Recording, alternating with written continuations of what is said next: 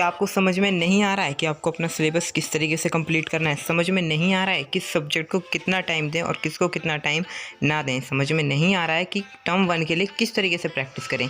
Hello guys, this is hero shop पर आप सभी को 15 अगस्त इंडिपेंडेंस डे की हार्दिक शुभकामनाएं। एंड आज की इस वीडियो में आपके उन सभी क्वेश्चन के आंसर दूंगा जो आप सभी के मन में हैं टर्म 1 को लेकर के। सो गाइस, आज के इस वीडियो में हम जो हमारा सिलेबस है उसको कैसे कंप्लीट करना है उसकी पूरी स्ट्रेटजी देखेंगे, सभी सब्जेक्ट की स्ट्रेटजी देखेंगे एक एक करके।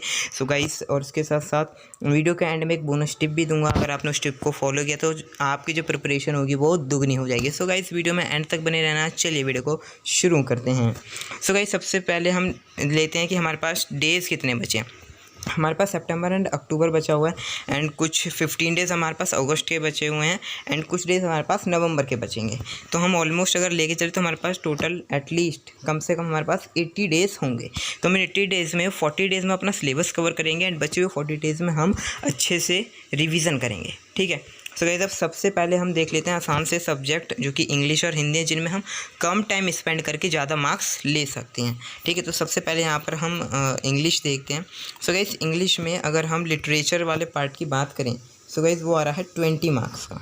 ठीक है, एंड इसमें जो हमारे नंबर ऑफ़ चैप्टर्स हैं वो हैं हमारे पास 30। अगर हम डेली एक चैप्टर को भी कंप्लीट करें, सो गाइस हम आसानी से 13 डेज़ में जो है अपना लिटरेचर वाला पार्ट जो है कंप्लीट कर सकते हैं। ठीक है, एंड गाइस इसमें आपको करना क्या है, डेली एक चैप्टर करना है एंड उसके साथ साथ उस चैप्टर के राइटर का नेम याद करना है, साथ ही साथ मेन कैरेक्टर्स एंड जो मेन इंसिडेंट्स हुए हैं चैप्टर में वो भी हमें याद रखनी है। ठीक है, अब उसके बाद अगर हम बात करते हैं यहाँ पर रीडिंग स्किल्स की, सो गाइस यहाँ पर जो हमारा रीडिंग है वो 10 मार्क्स का आएगा और राइटिंग एंड ग्रामर 10 मार्क्स का आएगा। सो गाइस, रीडिंग में बेसिकली हमारे सामने यहाँ पर 2 पैसेजेस गिवन होंगे। सो उनके बेस पर हमें क्वेश्चंस दिए जाएंगे तो वो हम आसानी से कर सकते हैं एंड इसकी प्रैक्टिस हम तब कर लेंगे जब हम रिवीजन टाइम में जो है सैम्पल पेपर्स कर रहे होंगे, तब हमारी रीडिंग स्किल की प्रैक्टिस हो जाएगी। अब बचता है हमारा writing and grammar. So guys, writing में आपके सिर्फ और सिर्फ यहाँ पर मेंशन है जो है लेटर्स ही आ रही हैं। ठीक है, सो गाइस जो ये लेटर्स हैं उनका हमें फॉर्मेट पता होना चाहिए कि हमें कैसे लिखते हैं, आपका राइटिंग स्किल हो जाएगा। उसके बाद आपकी ग्रामर है। सो गाइस, ग्रामर में जो हमारे पास डेज़ बचे हुए हैं, हमने क्योंकि 30 डेज़ में हम अपनी लिटरेचर कंप्लीट कर लेंगे एंड जो बाकी के बचे हुए डेज़ हैं उनमें हम अपने ग्रामर के सभी टॉपिक्स को टाइम देंगे। कैसे टाइम देंगे, आप जिसमें ज़्यादा वीक हो उसको थोड़ा ज़्यादा टाइम दीजिए, अब बाकी आप जिसमें बढ़िया कर सकते हो उसको अच्छे से प्रैक्टिस कीजिए। अब चलिए बात करते हैं गाइस यहाँ पर हिंदी की।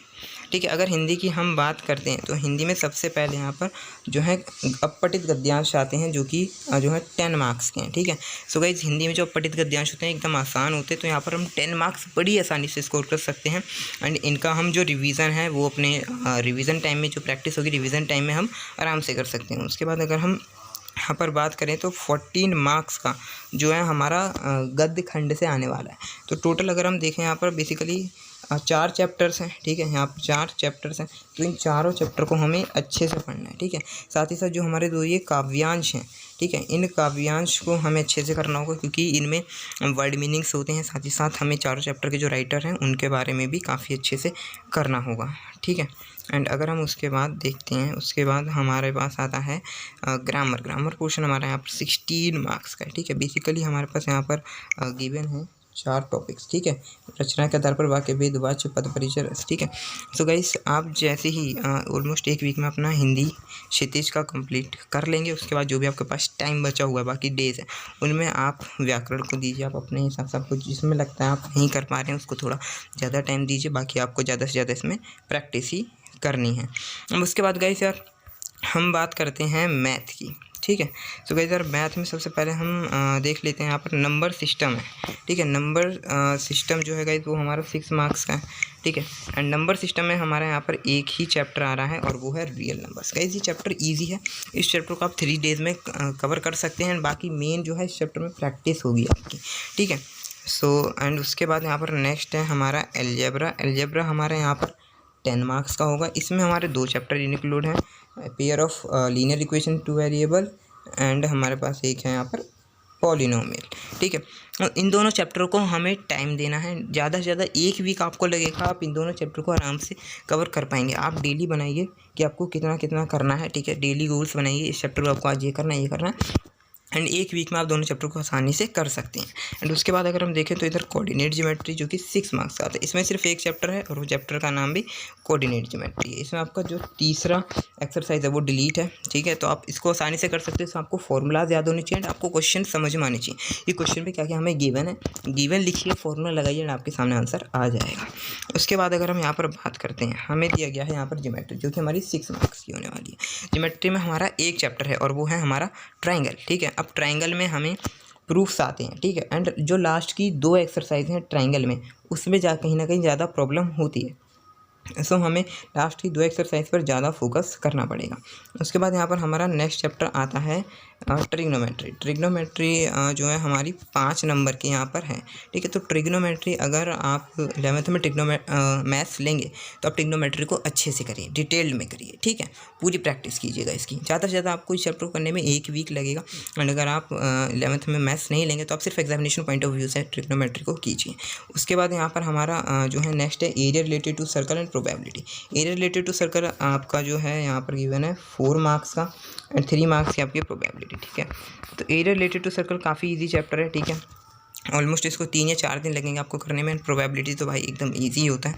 साथ साथ मैं आपको एक चीज़ बताना चाहूँगा कि जो चैप्टर के एंड में समरी गिवन होती हैं उनको ज़रूर से पढ़ें। वहाँ पे कुछ इंपॉर्टेंट डेफिनेशन होते हैं, कुछ इंपॉर्टेंट फार्मूलाज होते हैं, ताकि अगर आपसे कोई भी थ्योरी बेस्ड क्वेश्चन पूछा जाए तो आप उसको आसानी से कर सको। अब इसके बाद यार हम नेक्स्ट की तरफ मूव करते हैं जो कि हो रहा है हमारा SST, ठीक है। SST में अगर हम बात करते हैं हिस्ट्री की, हिस्ट्री में हमारा एक चैप्टर है rise of nationalism in Europe. And guys जो ये चैप्टर ये अकेले ही यहाँ पर हमें गिवन है कि ये अकेले ही 10 मार्क्स का है, ठीक है। तो यानी कि अगर आपने इस चैप्टर को कर लिया तो आपके 10 मार्क्स पक्के। अब इस चैप्टर को करें कैसे, क्योंकि चैप्टर लेंथी है, आपको लाइन बाय लाइन पढ़ना पड़ेगा। अगर आप लाइन बाय लाइन एनसीईआरटी नहीं पढ़ना चाहते तो जो नोट्स अवेलेबल कराए हैं मैंने चैनल पर, आप उनको एक्सेस कर सकते हो।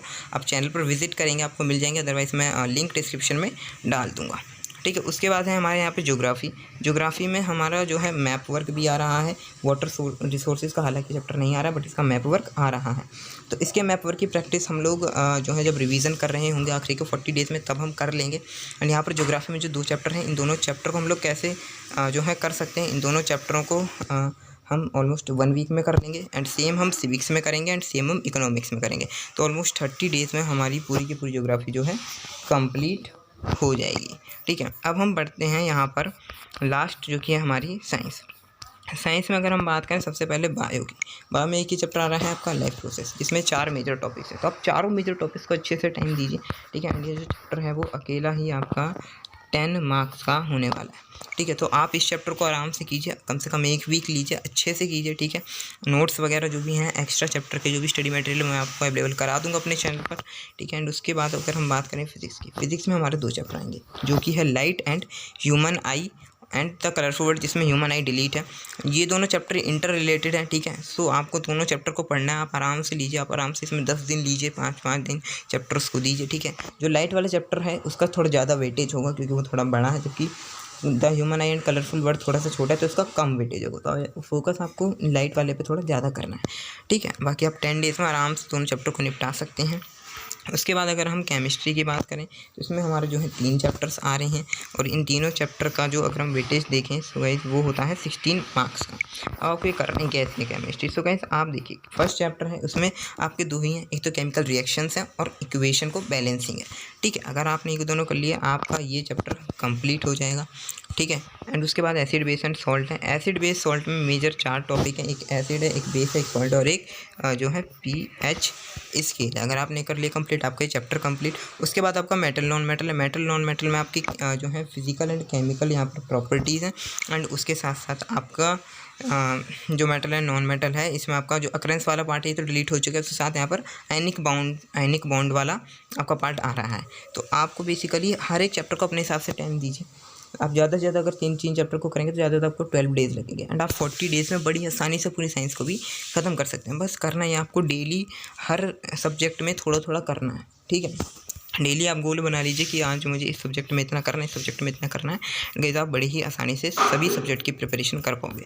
अब उसके बाद गाइस बात करते हैं बोनस टिप की। बोनस टिप ये कि guys daily revision and weekly revision. Daily revision में आपको at the end of day at least 30 minutes निकाल के जो भी आपने डे में पढ़ा है, जो भी आपने डे में याद किया, जो भी किया है उसको आपको रिवाइज़ करना है। ठीक है, एक ओवरव्यू लेना है, ज़्यादा डिटेल्ड रिवाइज नहीं करना है। एंड वीकली रिवीजन में आपको अपने पूरे वीक में जो टॉपिक्स क्लियर करें हैं, पढ़े हैं, कंसेप्ट क्लियर हुआ आपका, वो रिवाइज करना है। अगर आप ऐसा करोगे तो आपकी जो प्रिपरेशन की स्पीड होगी वो 2x हो जाएगी। ठीक, वीडियो पसंद आए तो लाइक करना, शेयर करना एंड ऐसे ही स्ट्रेटजी वीडियोस, मोटिवेशन वीडियोस और क्लास 10 से रिलेटेड स्टडी मटेरियल के लिए चैनल को जरूर से सब्सक्राइब कर लेना। मिलेंगे किसी नए वीडियो में, जब तक के लिए गुड बाय, टेक केयर।